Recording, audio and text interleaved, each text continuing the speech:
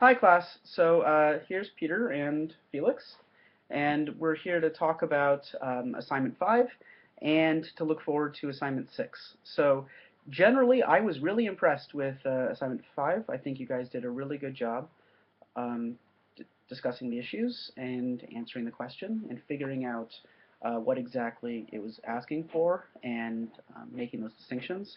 Um, as a group, you guys have all gotten much, much better at providing citations, remembering that every time that you're making a point that's not an original point, you want to provide a citation to that, to wherever you got that idea.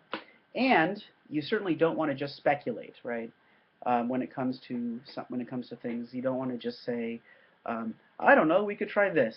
You want to look at the research to see what other people have said about an issue. So um, all things considered, assignment 5, I was really impressed. I can see everyone's progress. That a lot of you I know, at least at the beginning, had a hard time trying to figure out exactly what the assignments were asking for, and I've been really impressed with the progress you guys have made. So, looking forward to assignment 6.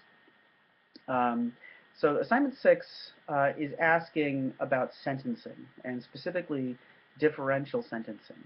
So as I've been doing in a lot of these videos and as Laura's been doing, we want to think about what the assignment is actually asking for.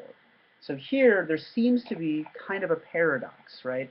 And this paradox should remind you of the previous assignment where you had the observers, right, finding that the police officers are behaving the same, but the public has different complaints based upon whether they're rich or poor.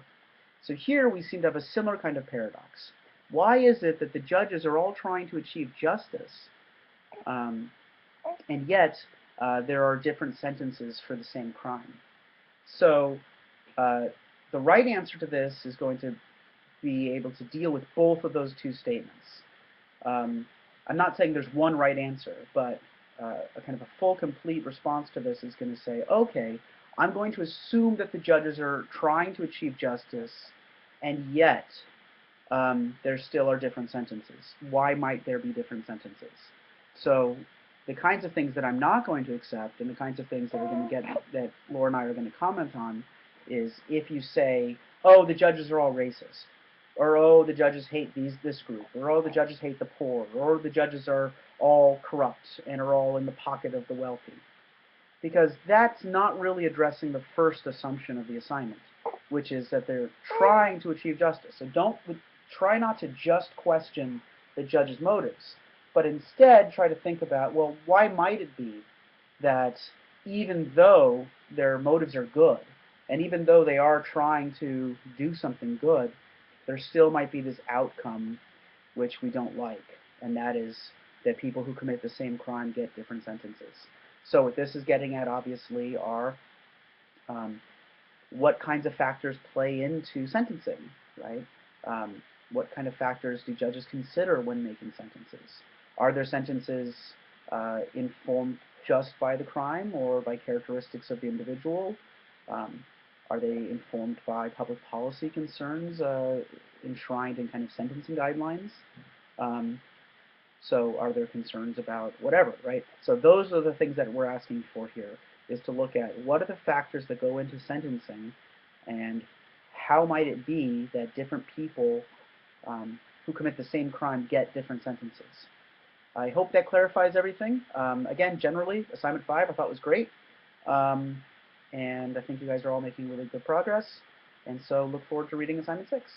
All right, thanks. As usual, please contact me if you have any questions, or obviously if you're in Laura's group, contact Laura, although I'm happy to help as well.